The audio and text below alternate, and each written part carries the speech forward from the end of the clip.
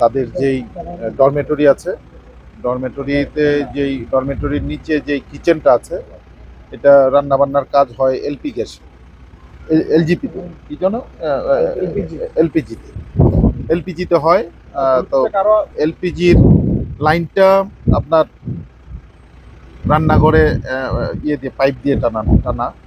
এখানে দুপুরবেলা আনুমানিক 12:30, 12:40 এই সময়ে ওনাদের স্টাফ যারা আছেন, যারা এখানে লাঞ্চ করেন, তারা খাওয়া দাওয়া করতে আসছিল। হঠাৎ করে এরকম একটা লিকেজ থেকে তারা ধারণা করতেছে যে গ্যাসের লিকেজ থেকে এরকম ঘটনা ঘটতে পারে। তো 12 জনের মতো আহত হয়েছে বলে ওনারা আমাদেরকে আশ্বস্ত করছে। আমরা সবাই আপনার বার্ন ইউনিটে চিকিৎসাধীন। একজনের অবস্থা একটু আশঙ্কাজনক বলে জানায়।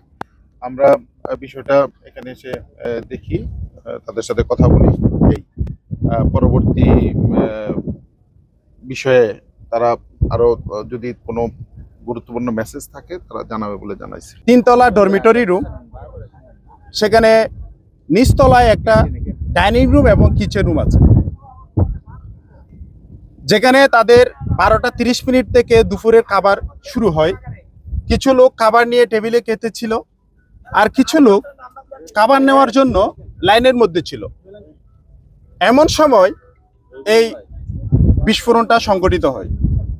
ওই ডাইনিং রুমে এবং কিচেন রুমে যারা অবস্থান করেছিল, তখন তারা কিছু লোক গ্লাসের কতে আহত হয়, কিছু লোক আগুনের তাপে পুড়ে আহত হয়।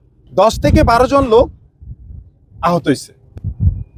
তার মধ্যে 3 জন লোক একটু আহত বেশি হয়েছে, তবে তারাও কথা বলতে পারছে।